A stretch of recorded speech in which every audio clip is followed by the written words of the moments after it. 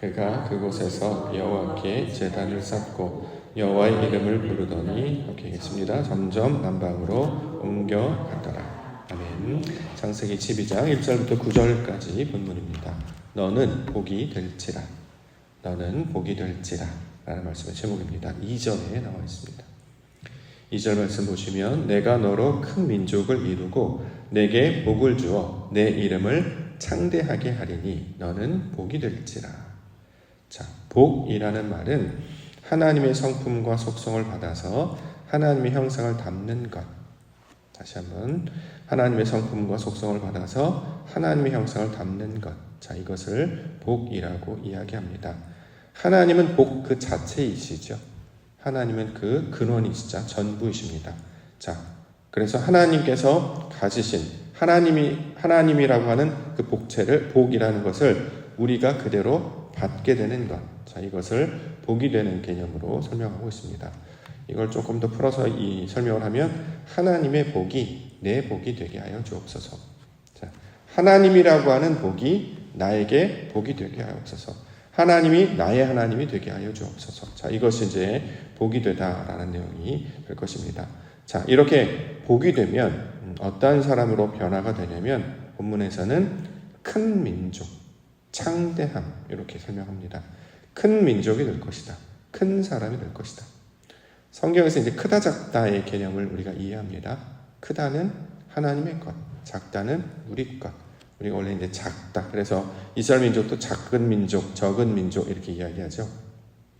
자, 하나님의 속성을 물려받으면 그 작은 사람들이 하나님을 닮은 사람들이 된다는 거죠.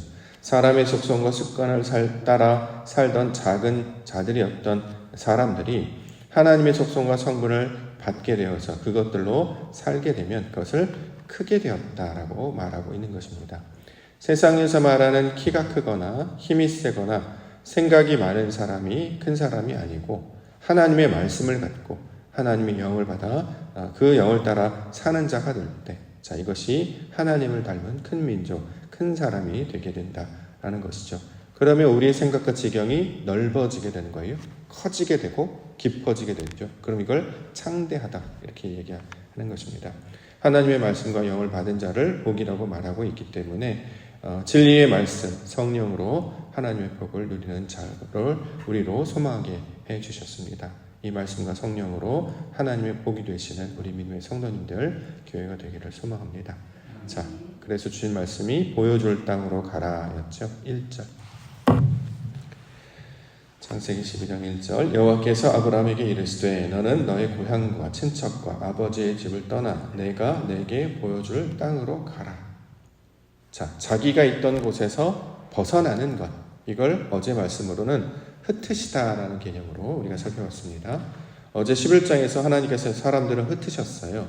흩으다라고 하는 것은 자기 자리에서 떠난다. 고정된 생각에서 벗어난다. 굳어지려고 하는 육신적 습관에서 벗어나는 것. 자, 이걸 이제 흩으시다라는 개념으로 이해했습니다. 예를 들어서 시편 1편 1절에 이렇게 설명하는데요. 악인들의 꾀를 따르지 아니하고 죄인들의 길에 서지 아니하며 오만한 자리에 앉지 아니하는 일. 자, 이건 사람이 스스로 할 수 없죠.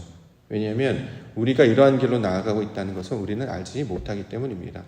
어둠이기 때문에 어둠 가운데 있는지 모른단 말이죠.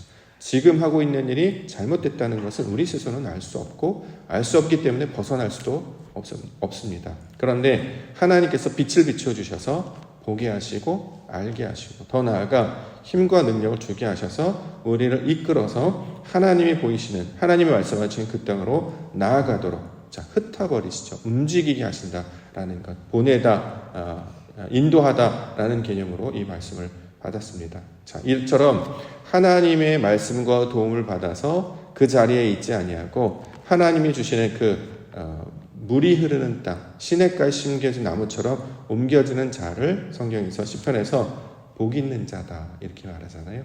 복 있는 자는 악인들의 자리, 죄인들의 길, 오만한 자리에 앉지 아니한다. 자, 이처럼 하나님께서 원래 익숙했던 그 자리에서 벗어나서 하나님의 말씀의 땅으로 가라 말씀하시는 것. 자, 이것을 복 있는 것의 내용으로 설명하고 있습니다. 자, 그러면 이 흩으시다라고 하는 말의 의미는 징벌이나 처벌의 개념이 아니었어요. 하나님이 펼치시는 복 있는 자가 되게 하시는 말씀이 된다라는 것이죠. 그러므로 오늘 본문에 아브라함이 그 말씀을 받고 있기 때문에 바로 이 사람이 바로 복이 되는 과정으로 우리 가운데 설명하고 있는 것입니다. 그러기 위해서 해야 되는 것이 이제 고향 떠나고 친척 떠나고 아버지의 집을 떠나게 하셨습니다. 고향, 안전한 곳이죠. 친척, 편한 곳이고 아버지의 집, 풍요로운 곳입니다. 근데 거기를 벗어나게 하셨습니다. 왜냐하면 이제 육신의 몸에서 벗어나서 하나님의 말씀을 따라가는 자가 되게 하시기 위하여, 자, 이것을 우리로 요청하신다는 거죠. 그래서 신앙의 모든 길은 날마다 새로워지는 길, 말씀을 따라 나아가는 그 길이다라고 우리가 말할 수 있을 것입니다. 이처럼 자신의 생각과 습관과 정욕에 사로잡히지 아니하고 하나님이 주신 그 말씀, 그 약속을 따라 사는 자가 될 때 이것이 복 있는 자의 내용이 될 것입니다. 우리가 이 말씀을 함께 소망하며 그 복을 우리 가운데 허락하시고 복된 자 되게 하여 주옵소서. 이렇게 기도 가운데 나아가기를 소망합니다. 자, 3절에 너를 축복하는 자에게는 내가 복을 내리고 너를 저주하는 자에게는 내가 저주하리니 땅의 모든 족속이 너로 말미암아 복을 얻을 것이라 하신지라. 원문을 보니까 이게 어떻게 되어 있냐면, 자, 너를 축복하는 자에게는 복을 내린다. 이 말은 축복하는 자는 하나님밖에 없죠. 사실은 남들은 복을 구할 수가 없습니다. 하나님을 알지 못하기 때문에 다른 사람이 당신에게 축복합니다라고 하는 말씀을 줄 수 없습니다. 그렇기 때문에 여기서 이제 앞에 있는 축복은 하나님이 하시는 일, 뒤에 복을 받는 것은 우리로 나타난 결과로 우리가 이 말씀을 이해할 수 있습니다. 실제로 원문을 보니까 앞에 바라크, 뒤에 바라크가 반복돼서 나오고 있습니다. 그러면 어떤 뜻이냐면 하나님의 복이 우리의 복이 되게 하신다. 자, 그 말로 이 말씀을 우리가 받을 수 있을 것입니다. 그러면 이제 어떠한 일이 벌어지냐면 땅의 모든 족속이 복을 얻게 된다. 땅의 모든 족속이라고 하는 것은 이제 다른 민족을 가리키는 말이 아니라 땅, 우리가 땅이잖아요. 우리 안에 있는 모든 내용들이 하나님의 속성과 성분으로 바뀌어지게 될 것이다. 예를 들어서 생각, 말, 우리의 행동, 우리 삶의 태도, 이 모든 것들이 하나님을 닮아간다라는 거죠. 우리가 지식을 받게 되면 생각들은 가질 수가 있어요. 그런데 이제 어려운 게 뭐냐면 내가 가지고 있는 생각을 언어와 입으로 표현할 때 실수가 많잖아요. 성경에서 보면 내가 말에 실수가 많다 이런 말들을 반복해서 하는데, 이 실수가 많다라고 하는 것은 생각은 그런 의도로 말하려고 한 게 아닌데 우리의 언어적인 습관이나 배운 그 지식이 짧아서 그 생각과 말이 일치하지 않는 그런 말을 하게 될 경우가 많게 된다는 거죠. 그래서 실수도 하게 되고 때로는 그것 때문에 오해도 어려워지게 된다라는 것입니다. 말을 또 할 수도 있어요. 그런데 실제로 삶은 또 그렇게 못 산단 말이죠. 생각하는 것과 말하는 것과 행동하는 것, 삶으로 살아내는 모든 것이 일치해야 되는데 우리의 생각과 말과 행동이 서로 따로따로 나뉘어지는 경우가 있는데, 이 모든 것이 복을 얻게 되면 하나가 될 것이다.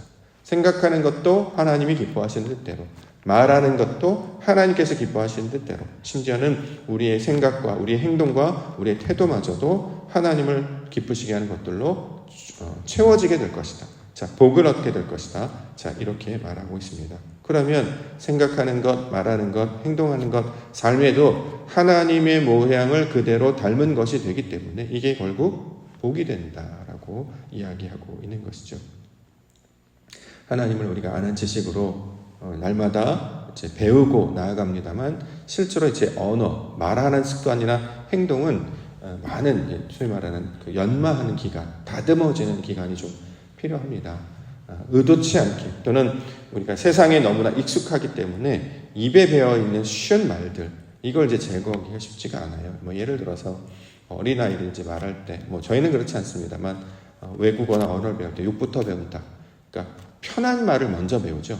감정을 쏟아내는 말, 그러니까 생각 없이 말하는 말, 이런 것도 너무 쉽게 배우는데 실제로 이제 언어를 배우는 것은 이제 고급진 문장을 만들어서 좋은 표현을 하기 위해 그 안에 아무런 의미 없는 헛된 말, 그러니까 소위 말하는 중언부언이 바로 그 뜻이잖아요.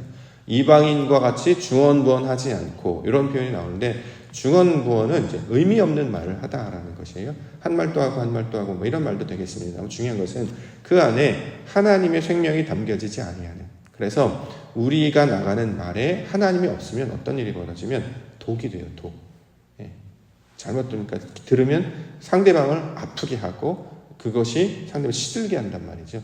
화초나 이런 것도 안 좋은 걸 부어주면 애가 시들잖아요. 마찬가지로 영혼도 사람도 좋은 것을 먹어야 되는데 하나님의 말씀, 생명의 말씀, 진리의 말씀, 깨끗한 공기를 마셔야 우리가 이제 회복이 되는 것처럼 우리 안에 모든 섞여진 것, 더러운 것들을 제거하고 하나님의 것들을 나타낼 수 있을 때 이것이 바로 생명을 말하는 또 손과 발이 하나님의 능력을 증거하는 모습이 될 것입니다. 자, 이게 바로 복이 되는 내용으로 설명하고 있습니다. 마지막으로는 이제 여호와의 제단을 쌓고 이름을 부른다. 7절과 8절. 여호와께서 아브라함에게 나타나 이르시되 내가 이 땅을 내 자손에게 주리라 하신지라 자기에게 나타나신 여호와께 그가 그곳에서 제단을 쌓고 거기서 베델 동쪽 산으로 옮겨 장막을 치니 서쪽은 베델이요 동쪽은 아이라 그가 그곳에서 여호와께 제단을 쌓고 여호와의 이름을 부르더니. 자, 제단을 쌓고 여호와의 이름을 부른다라는 말은 이제 한마디로 예배하다라는 말로 우리가 이제 받을 수 있을 텐데 이 예배하다의 이제 구체적 의미는 뭐냐면 소통하는 관계가 되는 것을 가리키고 있는 말입니다.